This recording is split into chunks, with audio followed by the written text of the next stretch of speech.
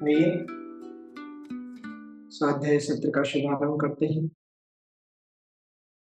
मोक्ष मार्गस्य नेतारं वित्तारं कर्मभूभृतां ज्ञातारं विश्वतत्त्वानां वन्दे तद्गुणलब्धये। सरस्वती नमस्तुभ्यं वरदे कामरूपिणी विद्यारंभं करिष्यामि सिद्धिर्भवतु मे सदा। अनंतानंद परमेष्ठी भगवान की जय। आदि ब्रह्म आदिनाथ भगवान की जय। आद्य गुरु शांतिनाथ भगवान की जय। पार्श्वनाथ भगवान की जय। चुनवाणी माता की जय। गणधर भगवान की जय। उमा स्वामी आचार्य गुरुदेव की जय। गणधराचार्य श्री कुंथु सागर जी गुरुदेव की जय। आचार्य श्री कनक नंदी जी गुरुदेव की जय। आचार्य श्री गुप्ती नंदी जी गुरुदेव की जय। तत्वार्थ सूत्र ग्रंथ की जय। चतुर्थ अध्याय अपना चल रहा है। प्रथम 4 सूत्र हो चुके हैं।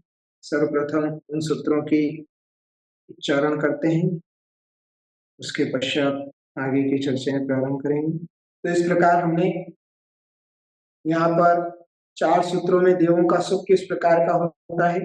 काय प्रविचारा आयशाना, है ना। तो काय मतलब काय के द्वारा परिचार करते ईशान स्वर्ग तक। उसके आगे का फिर शब्द रूप मन के द्वारा प्रविचार करते हैं, है ना। शब्द सुनने रूप देखने से, शब्द सुनने से और मन में भाव करने मात्र से उनके हो जाता है। और उसके ऊपर के स्वर्ग के देव प्रविचार रहित होते हैं, क्योंकि सब अमेंद्र पने को प्राप्त होते हैं, तो प्रविचार रहित होते हैं। तो वहां का सुख प्रविचार रहित होता है। फिर भी उनका सुख नीचे के देवों के सुख की अपेक्षा से ज्यादा है, क्योंकि वो शुक्ल परिलेश्या से परिणत होते हैं। उनके परिणाम शांत होते हैं, आकुलता रहित होते हैं। आकुलता ही सबसे बड़ा दुख है। हम किसी भी कार्य के लिए जितनी ज्यादा आकुलता करते हैं, वो सब हमारे लिए दुख को ही देने वाली होती है। इसलिए संसार का प्रत्येक कार्य अपने अपने समय से उस हिसाब से होता है। हमें तो मात्र अपना पुरुषार्थ करना चाहिए, आकुलता व्याकुलता नहीं करना चाहिए। जितना हम शांत रहेंगे, जितनी आकुलता कम करेंगे, उतनी हमारी परिणाम विशुद्धि होगी, लेश्याओं की विशुद्धि होगी। लेश्या विशुद्धि होगी तो हमारा दुर्गति आदि का बंध नहीं होगा, सदगति का बंध होगा, पुण्य का आश्रय होगा। इन सब बातों को हमको समझना चाहिए। अब आगे इस अध्याय के सूत्र संख्या 3 में जो प्रथम निकाय भवनवासियों के 10 भेद कहे हैं, इसमें जो प्रथम निकाय भवनवासी है यह सामान्य संज्ञावाचक है, एवं इसके जो 10 भेद हैं यह विशेष संज्ञावाचक है। अतः इनके सामान्य विशेष संज्ञा का ज्ञान कराने के लिए आगे का सूत्र कहते हैं। सूत्र क्रमांक 10, सूत्र उच्चारण की ओर चलेंगे। भवनवासिनो सुरनाग विद्युत सुपर्णाग्नि वातस्तनितो दधि द्वीप दिक्कुमाराः। भवनवासिनो, नो पे थोड़ा सा प्लुत करना है।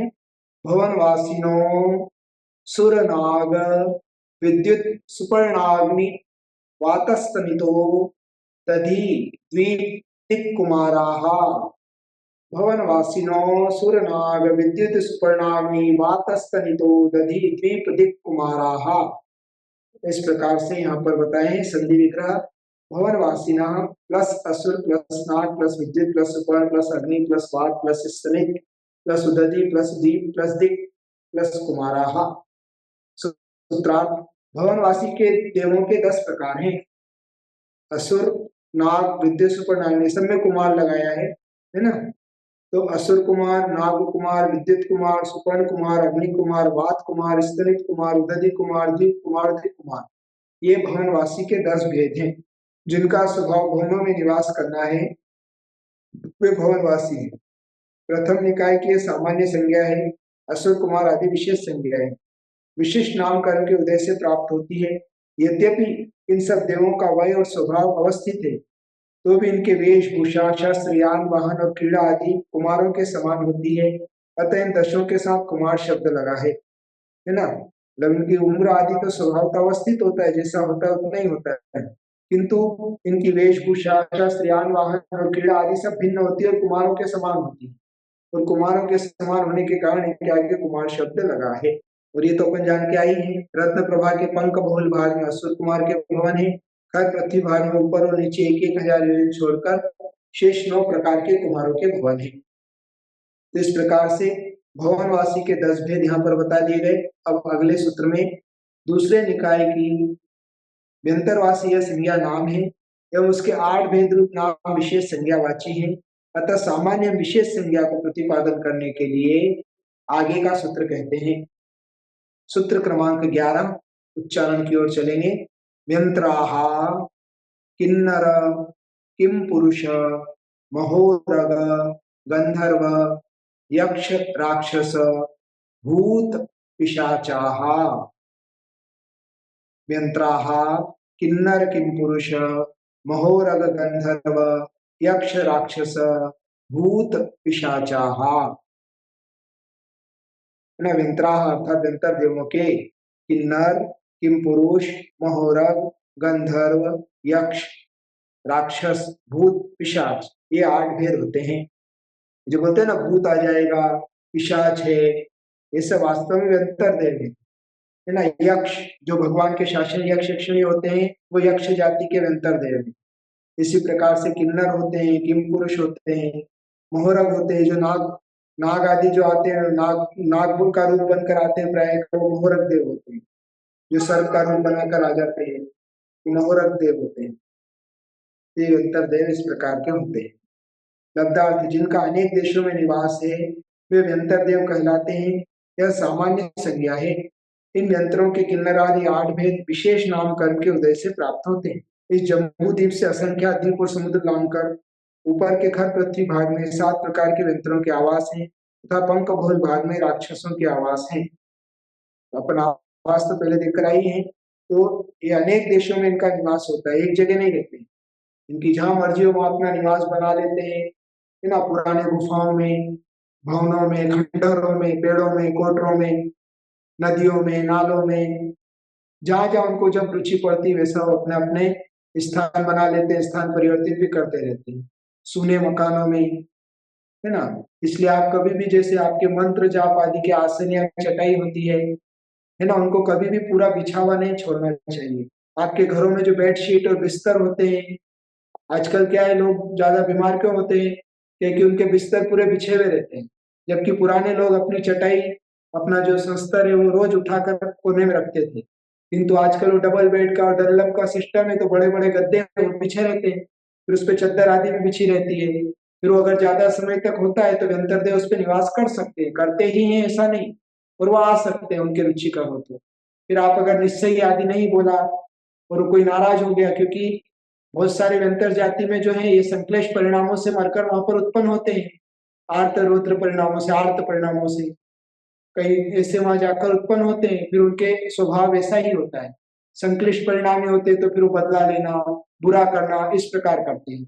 इसलिए घर में बिस्तर आदि बिछे हुए नहीं रहना चाहिए। आप जो पूजन जाप आदि करते हैं तो उसके बाद मंदिर में भी आप जाकर बैठे हैं तो अपना वो चटाई आसन उठाकर अलग रखना चाहिए, वरना ऐसे स्थानों पर जो पूरा बिछा हुआ है तो फिर उस पर व्यंतर आकर अपना निवास बना लेते हैं। वो क्रीड़ा प्रिय होते हैं, कुतूहल प्रिय होते हैं। हुआ तो आप उस आसन पे बैठोगे तो उठाकर पटक भी सकते हैं, आपको कुछ मतलब परेशान कर सकते हैं, बाधा उत्पन्न कर सकते हैं, क्योंकि शाप और अनुग्रह की शक्ति होती है। मूल में अपना पुण्य और पाप है, किंतु फिर भी निमित्त भी काम करता है। और जब निमित्त ऐसा मिलता है तो जो पाप कर्म बाद में फल देने वाला था वो अभी उदीर्ण होकर अभी फल देने लग जाता है। तो इस प्रकार से इसलिए हमें सावधानी रखना चाहिए। कहीं भी नदी नाले सुने स्थान में खंडर आदि में जाएं तो निश्चय निश्चय आस्ते आस्ते बोलना चाहिए। कहीं घूमने जाते हैं, कहीं बस आदि में सफर करते हैं, सिनेमा हॉल में जा रहे हैं, हॉस्पिटल में कहीं भी जा रहे हैं, एक आदत बना लो निश्चय निश्चय निश्चय बोलना, और आते समय आस्ते ही आस्ते ही आस्ते ही बोलना। उससे हमारी बहुत सारी रक्षा हो जाती है, इस बात का ध्यान रखना चाहिए। इसी प्रकार जब विशेष अनुष्ठान होते हैं बड़े बड़े, तब अपने खुले बाल रखकर महिलाओं को नहीं जाना चाहिए, और विशेषकर कोई स्पेशल गंध आदि लगाकर बालों में नहीं जाना चाहिए, क्योंकि वो सुगंधित और प्रिय होते हैं वो लोग, फिर वो ऐसी स्त्री को परेशान करने लग जाते हैं व्यंतर आदि देव। ऐसे सामान्य से सभी को करें ऐसा नहीं है, पर देव हैं वो तो उनके कब क्या निमित्त मिल जाए, या पूर्व पर्याय में आपका कोई उनसे बैर हो या राग का संबंध हो, ज्यादा प्रेम हो, आपके परिवार जन्म में कोई हो, पूर्व जन्म में कहीं मिला हो, किंतु अभी इस पर्याय में संयोग नहीं मिला, उस पर्याय में और कहीं जन्म हुआ है, फिर वो अवधि ज्ञान से जानकर इस प्रकार से परेशान करते हैं, पर उनको भी निमित्त चाहिए। तो इसलिए हमें सावधानियां रखना चाहिए। इसलिए घर में कभी भी बिस्तर आदि, शस्त्र, चटाई आदि खुला बिछा हुआ नहीं छोड़ना चाहिए। और भी इस प्रकार से है तो ये समझना चाहिए। बात ये प्रश्न नहीं पूछना है कि हमारे स्कूटर आदि की सीट तो हमेशा बिछी हुई रहती है। हाँ, कुतर्क भी लगा सकते हैं लोग। ये सामान्य से घर आदि की बात चल रही है। बाकी जो चलते वाहन आदि है उनकी इतनी कोई बात होती नहीं, क्योंकि वो स्थान परिवर्तन उनका होता नहीं। आपने मुस्लिम लोगों को भी देखा हो कभी किसी ने पिक्चर आदि में, तो नमाज पढ़ने के बाद अपनी चटाई का एक कोना मोड़ देते हैं, है ना। वो नमाज जिस चटाई पे, उनको क्या बोलते हैं उस चटाई को, मुझको नाम याद नहीं है। तो नमाज पढ़ते हैं जिस चटाई पर बैठकर, तो उसका भी नमाज होने के बाद एक कोना उसका फोल्ड कर देते हैं। फोल्ड होने के बाद फिर उस पर व्यंतर नहीं आते हैं। किसी का शरीर खंडित है, उस पर भी व्यंतर नहीं आते हैं। इसलिए साधु की अगर रात्रि में समाधि हुई है, तो संघ के सदस्य फिर या फिर किसी श्रावक के माध्यम से उस साधु के अंगूठे में, पैर के अंगूठे में लोहे के सूजा जो होता है, दामन, दामन क्या बोलते हैं आप लोग, उस दामन से थोड़ा सा छेद कर देते हैं, या फिर टाइट उसके अंगूठे को रस्सी से बांध देते हैं, है ना। तो बंधे हुए शरीर में भी व्यंतर प्रवेश नहीं करता है, और जहाँ छिन्न भिन्न शरीर हो गया उसमें व्यंतर प्रवेश नहीं करता है। वरना अगर उसको खुला छोड़ दिया तो क्रीड़ा पे व्यंतर उस प्रेत में आकर भी, वो तो प्राण निकल चुके हैं, किंतु जो दूसरा डेड बॉडी पड़ी हुई है उसके अंदर घुसकर वो कुछ भी उपक्रम कर सकते हैं, जिससे सब लोग भय को प्राप्त हो सकते हैं, या अन्य किसी की मृत्यु भी हो सकती है। इसलिए जो समाधि कराते हैं साधक, जो आचार्य, उपाध्याय आदि साधु होते हैं, निर्यापक होते हैं, वो इस बात का ध्यान रखते हैं। आपके घर में भी रात्रि में किसी का मरण हो, तो उनका पैर का अंगूठा या ऐसा कुछ बांध देना चाहिए, है ना। लोगों को लगेगा कोई जीव उसमें आ गया, पर वो जीव नहीं होता है। वो व्यंतर आदि इस प्रकार की विक्रिया से क्रीड़ाएं करते हैं। मैं आपको सावधानी के लिए बता रहा हूँ, डराने के लिए नहीं, है ना। और ओवर थिंकिंग नहीं करना, बैठे बैठे कुछ सोचना नहीं, नहीं तो बहुत से लोग डर जाते हैं। ये सामान्य है, सबके साथ ही ऐसा होता है वैसा नहीं। प्राय कर उनको इतनी फुर्सत नहीं है कि वो आपके पास आए, पर फिर भी क्वचित कदाचित हमें सावधान रहना चाहिए। चलिए आगे बढ़ते हैं। तीसरे निकाय की ज्योतिषी या सामान्य संज्ञा है, एवं इसके 5 भेद रूप नाम विशेष संज्ञावाची हैं। अतः सामान्य विशेष संज्ञा को प्रतिपादन करने के लिए आगे का सूत्र कहते हैं। अब ज्योतिषी देवों के इंद्र के भेद बता रहे हैं। सूत्र उच्चारण, सूत्र क्रमांक 12। ज्योतिष का सूर्या चंद्रमसौ ग्रह नक्षत्र प्रकीर्णक तारकाश्च। ज्योतिष का सूर्या चंद्रमसौ ग्रह नक्षत्र प्रकीर्णक तारकाश्च। ज्योतिष का सूर्या चंद्रमसो ग्रह नक्षत्र प्रकीर्णक तारकाश्च, ना श पे रुक के फिर च अलग से बोलना, तारकाश्च, तो सही उच्चारण हो जाएगा। संधि विग्रह ज्योतिष का प्लस सूर्या प्लस चंद्रमसौ, चंद्रम असो ऐसा निकलेगा, प्लस चंद्रम प्लस असौ प्लस ग्रह प्लस नक्षत्र प्लस प्रकीर्णक प्लस तारका प्लस च। सूत्रार्थ, ज्योतिष के देव 5 प्रकार के होते हैं, सूर्य, चंद्रमा, ग्रह, नक्षत्र, प्रकीर्णक, तारे। इस प्रकार से ज्योतिष देव के 5 भेद होते हैं। लब्धार्थ, ये सब 5 प्रकार के देव ज्योतिर्मय हैं, अतः इनकी ज्योतिषी है संज्ञा सामान्य है। सूर्य आदि विशेष संज्ञा विशेष नामकरण के उदय से प्राप्त होती है ना। सूर्य, चंद्रमा, ग्रह, नक्षत्र, प्रकीर्णक और तारे, ये सब जो है ऊपर मेरू की परिक्रमा लगाते रहते हैं 2.5 द्वीप के अंदर, और 2.5 द्वीप के बाहर जो है, जो जहां है वही स्टेबल है, स्थित है, अवस्थित है, वो भ्रमण नहीं करते। किंतु 2.5 द्वीप मनुष्य लोक के अंदर ये ज्योतिष, चंद्रमा, सूर्य, तारे भ्रमण करते रहते हैं, इसलिए अपने यहाँ दिन रात का भेद होता है। किंतु मनुष्योत्तर पर्वत के बाहर असंख्यात द्वीप समुद्र में दिन रात का भेद नहीं होता है ना। वहां पे हमेशा प्रति जघन्य भूमि की व्यवस्था होती है। विशेषात यहाँ पढ़ रहे हैं। सूर्य एवं चंद्रमा का प्रभाव प्रधान है, अतः इन्हें सूत्र में पहले रखा है। इन सामान्य भूमि भाग से 790 योजन ऊपर जाकर तारकाएं विचरण करती हैं। तब सबसे पहले तारे हैं, जो सब ज्योतिषियों के अधोभाग में स्थित है। इससे 10 योजन ऊपर जाकर सूर्य विचरण करता है, मतलब आपकी भूमि से 800 योजन ऊपर जाकर सूर्य है। सबसे पहले तारे हैं, नीचे से ऊपर देखने पर सबसे पहले तारे हैं, उससे ऊपर फिर 10 योजन जाकर सूर्य। इससे 80 योजन ऊपर जाकर चंद्रमा परिभ्रमण करते हैं।